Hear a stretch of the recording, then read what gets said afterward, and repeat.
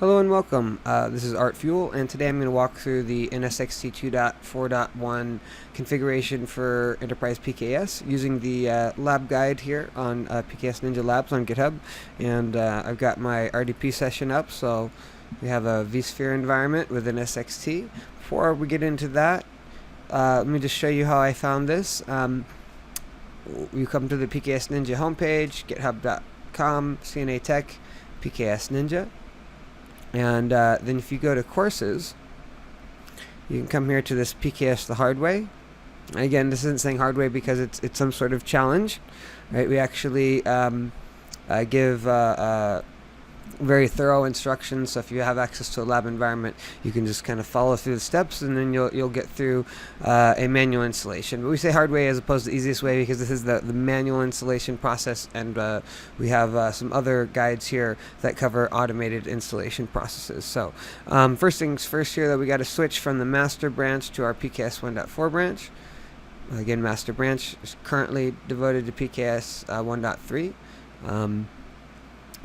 So we're on PKS 1.4 branch here, and we can see our entire installation sequence, starting with NSX-T manual installation, the previous video, and then this video, NSX-T configuration for PKS, and I'll follow this up with additional videos for these other ones. I don't have those videos yet, but the lab guides are there, and have pretty much a screenshot per mouse click, so feel free to jump into those lab guides, whether you're using it as a reference material or if you want to follow this link to learn how to get access to a lab environment if you're eligible to get access at this time. And yeah, so let's go ahead and jump on into it. So let's go back to our configuration guide here, and let's look at what we're going to cover today. We're really going to just do a few things. We already did the installation, right? So now it's configuring the T0 logical router for Enterprise PKS. And then we can configure a logical switch for the management plane. We set some NAT rules. When we do follow this on with our standard lab PKS implementation, we do use a NATed topology. Right now, it's not the only topology that's possible with Enterprise PKS. That's a pretty standard, probably the most commonly deployed topology. So we start there, and but if you want to try experimenting with network profiles, you could try applying network profiles and look at routed topologies as well. But that's outside of the scope of what we're doing. So we're going to set up the NAT rules we need, and then we'll create some IP pools and blocks, and that's it, right? When we go through the PKS installation later, that automates really the vast majority of networking stuff you need to do with an NSX-T. To use PKS on with NSX-T, you don't really need to know that much about an NSX-T. NSX-T can support a huge wide variety of different networking needs, but in the case of solutions like Kubernetes, we're actually not trying. We're trying to go the opposite direction, right? We're trying to provide a set of templates so that when our developers come to self-service, they can request an environment that fits their needs and be able to have a composable environment. But those pieces are all automated and standardized, and so everything gets done in the automated part there. So let's go ahead and jump in, and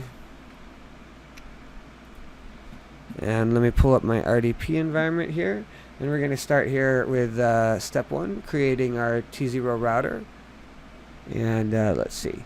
So first thing to do, log into the NSX Manager UI here, and we're going to go to Advanced Networking and Security. And again, just as a reminder from the last video, with NSX-T 2.4.1, some of these tabs are focused on their newer API implementation. Some are focused on the older API, if you will. With 2.4, they released a brand new API. Most of the integrations still use the older API. So the product actually supports both, but there's actually, you can create things through the new API, or you can create things through the old API. And when you do that, there are some very slight differences. And so if you're working with Enterprise PKS 1.4, then you'll want to make sure you do as much as possible on the Advanced Network and Security and Systems tabs.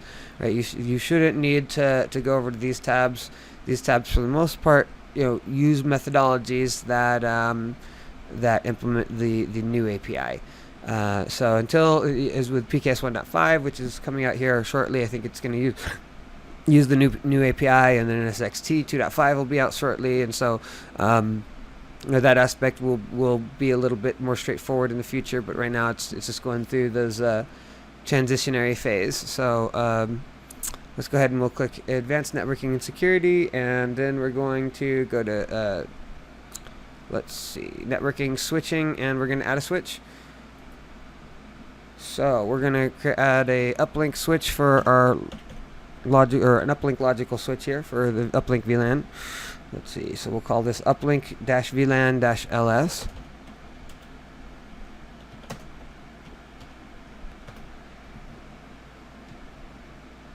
And let's see, this is going to go in the VLAN transport zone. Right. And let's see, what's our teaming policy? We'll leave that default. We're going to go with VLAN 0 in our environment here.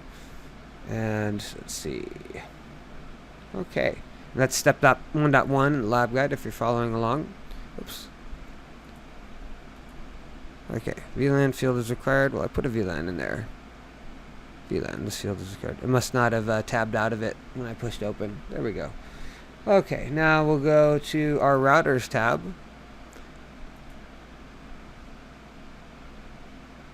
And we're going to go ahead and add our tier 0 router. And this is going to use that logical switch that we just created to connect into the uplink VLAN network. Okay. And we'll call this T0-PKS. Edge cluster 1. And in all cases for enterprise PKS, we use active standby. That's the only supported model right now, and the reason why is because so many of our deployments, are nearly all of them use NAT. Even where we see some routed use, usually is a combination of NAT and routed, and so we have had some interest in fully routed topologies. It's very rare, and so if you were using a fully routed topology and you're not using stateful services of the tier 0 router, then it's theoretically possible to do active-active, and you're welcome to play with that in a lab environment. But keep in mind that active-active is not a supported configuration for enterprise PKS. Now, of course, with NSX-T, if you're using it for other things, that's perfectly fine. But again, it does come down to using services like NAT, which are stateful. Anytime you're going to be using the stateful services, you do need to move towards this active standby model. And I prefer, the failover mode, preemptive or non-preemptive, doesn't really matter when. Actually, I guess we're not going to have we don't have redundant edges in our lab environment. Typically, in a production environment, you would, and so this is a little less important for us in the lab environment as we only have a single edge. So we'll leave it as non-preemptive.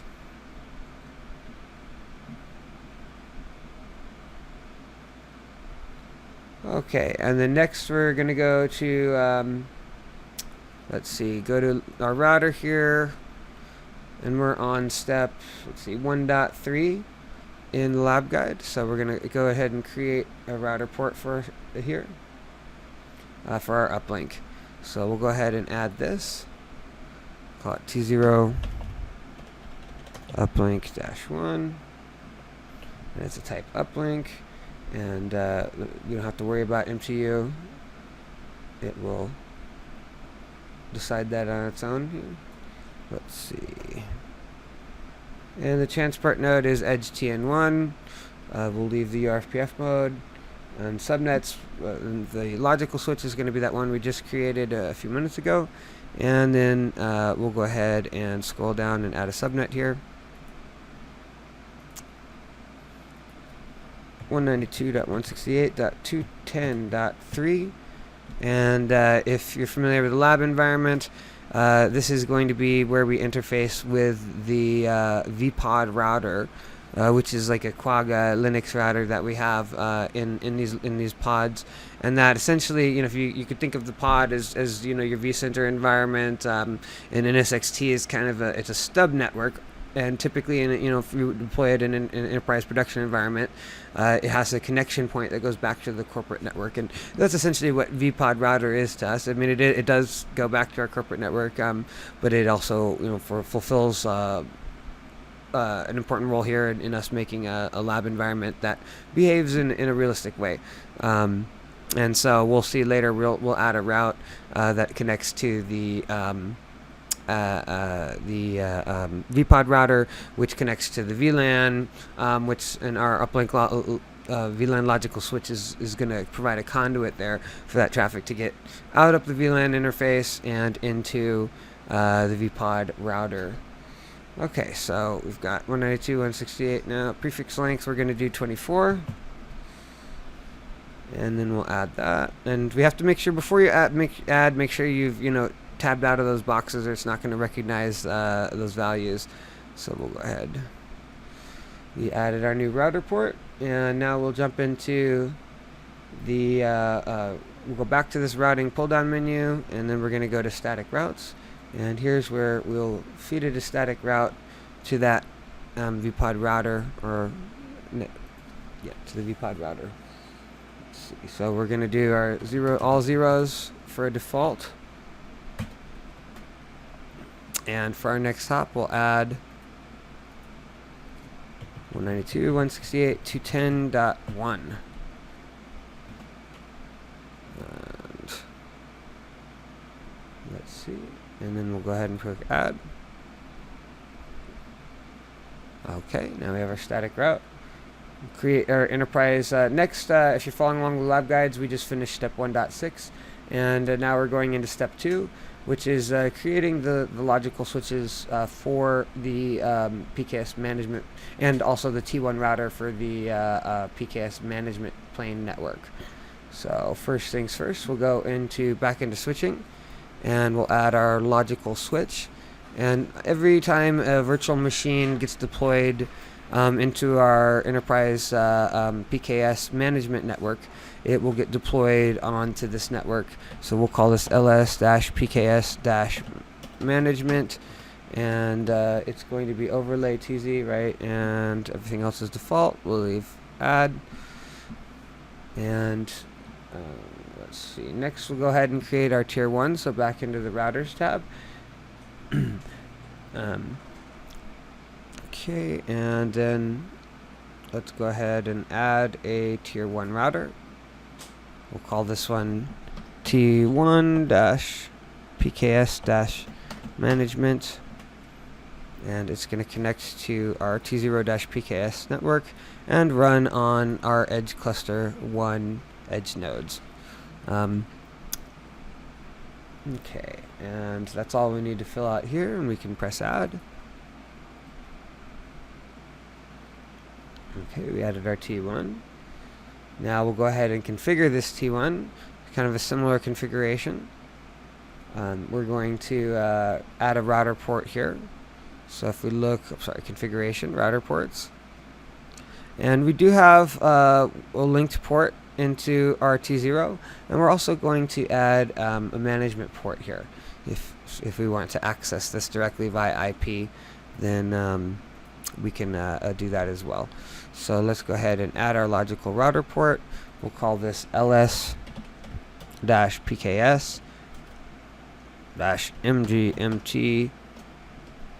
router port. And this will be a downlink to ls-pks management switch. Actually, so this is where we're connecting the the switch into the router, if you will, right? And so the VMs will also connect to this logical switch as this router is connected into this logical switch. And so there you go, traffic flow. Let's see, we'll add a subnet, and let's see, logical switch port. And logical switch port, yeah, we'll just leave it on add a new switch port. We'll call this 172.31.0.1 and give it a prefix length of 24. And then make sure we tab out of that. Actually, click out of it is probably better. And then press add. Okay, and now we're going to go ahead and set up the route advertisement on it, because unless we configure either static or dynamic routing, right, packets don't pass routers unless the router knows where to send them. So we got to make sure that we set up our route advertisement here. So in this case, we're going to actually go to the route advertisement page. Okay, and we're going to edit here, and we're going to say advertise all connected routes, and we'll put status to enable and click save.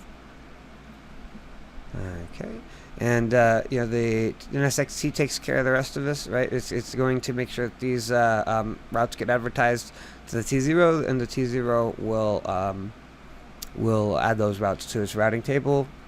And then the T0 has a default route that points back to the vPod router. It's just like our corporate router, right? And the corporate router itself has specific routes saved in it that, or vPod router, if you will.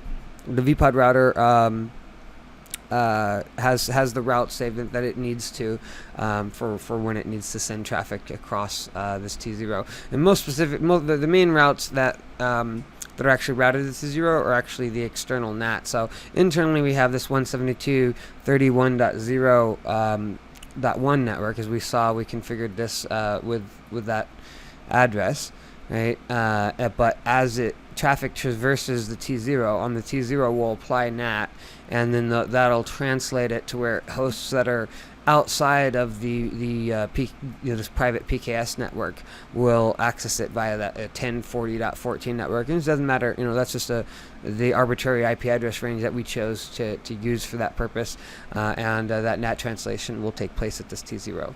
Okay, so we've set up our route advertisement, and then let's see, so what's next? We're on step 2.5. And then we just go back to our overview tab here and verify that everything looks good. We can see, one thing that's nice to see here is you see that it's connected to the tier 0 router, and it looks like all the configuration is great.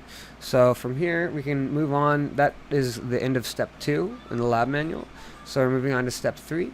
Create NAT rules for PKS management and compute plane operations. And so we'll go ahead and click on our tier 0 router here, and now I'm going to go to services and NAT. Now, this is one way to access the NAT. And it gives you, I'll show you here so you can see services NAT, and that launches me directly into the T0 NAT roles. We don't have anything there right now. And you can also click on this NAT tab over here. This makes the screen a little bit wider. You might prefer that, and you can see here. You can see which router you're configuring the rule on based on the pull-down menu above. So you can do it either way. Since we're here, once you click the add button, the workflow dialog to add the rules is exactly the same either way. So there's actually, let's see, how many NAT rules do we have to configure here? I think there's something like 15 NAT rules that we're going to be configuring here. So I'll probably walk through the first one or two. Let me show you on the screen. Yeah, so you can see the new NAT rules go all the way down to here, and it's just a bunch of repetitive motions. So like I said, I'll walk through the first one or two here, and then I'll pause through the rest of those, and we'll pick back up at step 4. So first, we're going to add our DNAT rules. And the order of these does matter a lot, right? Because as you'll see, in some cases, NSX is gonna process these rules in a sequential order, and you can adjust that order, right, with rules and what have you. But if you have this concept of, like with any firewall, more specific rules and less specific rules. Some firewalls process things in sequential order. Some use different methodologies of processing. But again, we do process in sequential order. So let's say if you have a more specific rule, you'll always want that to be higher on the list here, or with a lower ID than the less specific rule, right? And so we'll see that we're going to do our most specific rules first, and then we'll get into our less specific rules. So first thing we're going to do is we're going to add, we'll go ahead and add a DNAT rule. And our source IP, or in this case, we don't always have to fill out all of these, depending on if we're doing DNAT or SNAT, right? In this case, we're looking at destination NAT, so it's going to be for hosts that are coming outside of my PKS network into my PKS network. and their destination, they're going to be looking for 10.40.14.2, which is my NAT address, and the actual IP address that I'll be putting here is 172.31.0.2. This is actually going to be the address that we use when we deploy Bosch, and that's it. So we click add, and then I can add the next rule. I'm just going down the list in order in step 3.1 here. So we're going to get another DNAT. And our source IP is 10.40.14.3. And our destination, or sorry, it's not source. That's our destination. I'll just paste that. And 172.31.0.3. I think we use that for your OpsMan or maybe for the, I think we use that for OpsMan. So let's see, then we add that.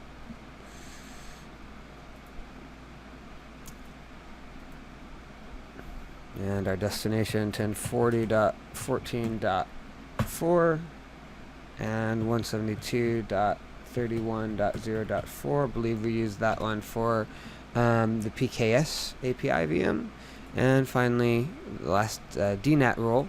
The rest are all going to be SNAT roles of let's just back to DNAT 10.40.14.5, and you'll need these translations for any host that you want to deploy on the PKS management plane network, which shouldn't be too many, right?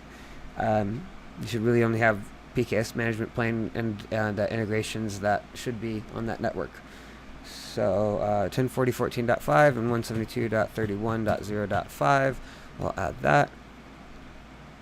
And now we're moving into step 3.4, adding the SNAT rules. And that's going to be exactly the same. I'll add the first one here. One difference is for some of these, we specify priority of 1020 because we want to make sure these get processed first. And in this case, we'll put a source IP. So this is for outbound 172.31.0.2. And translated IP is 10.40.14.2. Now these aren't necessarily needed in all cases. This makes sure that if the PKS management plane, like in this case the Bosch VM, needs to communicate, say, to vCenter, it'll be translated with a static NAT translation. And so whether vCenter is contacting Bosch or whether Bosch is contacting vCenter, there's a consistency. vCenter will always see a consistent IP address for bidirectional traffic. And I don't think that's actually needed for vCenter. I think there's some integrations that may need you to have bidirectional NAT rules. I think in this case, it's a good practice depending if you do have if you do plan to have bidirectional traffic. I think it's a nice thing to have here if you have the IP addresses to afford for this, and since they're private or corporate IP addresses, it's usually pretty reasonable. So I'm going to pause here while I add the additional NAT rules, and we'll pick back up at step 4. Okay, you can see I've finished now adding the NAT rules. Just finished with step 3.4. So we have all the NAT rules that we're going to need, and these both support the the kind of initial state of your PKS deployment and your management network. But we've also put some routes in here to support the clusters that you'll deploy. And so, if, based on how many clusters, you have to make sure that if you want external access to a cluster that's behind a NAT, you need to have NAT rules for that, and and so you'll want to make sure that you can add those in advance or what have you. So now we'll move on to step 4: create IP pools and blocks needed for PKS. Right. So we'll look at what some of these pools and blocks are that we have here. So first thing we're going to do is we're going to go to Advanced Networking and Security, and then we'll click on our IPAM tab here, and we're going to go ahead and add our block for nodes deployments. So we'll call this IP-block nodes deployment. Now one thing about the nomenclature that we use here, we're calling these blocks, is oops, I use the equal instead of a dash, there we go, is that blocks generally there are a larger range of IP addresses that will generally assign a smaller range or smaller subnet of IP addresses to when a operation needs so if you deploy a cluster, there's several different subnets that will get allocated during the deployment of that cluster, and it'll pull those from IP blocks. In this case, your nodes. So if I deploy a PKS worker, if I deploy a Kubernetes cluster, with PKS, it's going to have nodes, master nodes, worker nodes. Those need to be on a network, right? And so that's an example of where the workflow will come through out of this bucket and grab a range of IP addresses. So we'll make this a /16, and we're going to call it. In our lab environment, we'll do 172.16. 16.0.0/16. So we have a good number of subnets to be able to deploy from that. Actually, I'm sorry. Just was reading those instructions too fast. We're going to use this 172.15.0.0. Add, and then we'll go ahead and add one more block, and this one will call for our pods, networks that our pods will be deployed onto. So we'll call this IP dash block dash pods dash deployments. Okay, and we'll give this one the 172.16.0.0/16. Click add. Okay, and then next we will here to create a floating IP pool. So we're on step 4.2. And this is going to be used, and again, this is a pool like the one we're going to create now. We're going to create a floating IP pool for load balancer virtual IP addresses, right? So in this case, we just created the blocks for nodes and for pod networks, right? When I create a Kubernetes cluster, it's going to have worker nodes, and it's going to have different subnets. Within NSX-T, it'll have a dedicated subnet for each namespace in my Kubernetes cluster, and your pods, your containers, will be attached to those networks that are deployed on that are pulled out of this pod supernet here. And so if we go over now to, let's see, inventory and groups, this is where we define our IP pools. And notice again that nomenclature where these are pools, these are ones where we'll hand out a individual IP address when a service needs an individual IP address. And so when you operate a Kubernetes cluster, later once the Kubernetes cluster is deployed, you may have a Kubernetes and some application that you run on your Kubernetes environment that needs to have access to a load balancer service. And so when that application gets deployed with the load balancer manifest, then it will request an IP address from this pool that will be associated with that service. So we'll call this IP-pool-vips for virtual IPs, right? We'll add a subnet for this to pull from, and let's see, the subnet will be 10.40.14. Notice this is matches that those NAT addresses we were creating earlier. 34. Well, actually, it's in the same subnet, but it's a little bit above those IP addresses that we allocated to the other systems. Let's see, 10.40.14.34. Well, I'm terrible at this, aren't I? 10.40.14.34. Because in the case of these, when you're dynamically deploying a cluster, it's going to automatically add the translations for you. 10.40.14.62 and 10.40.14.1.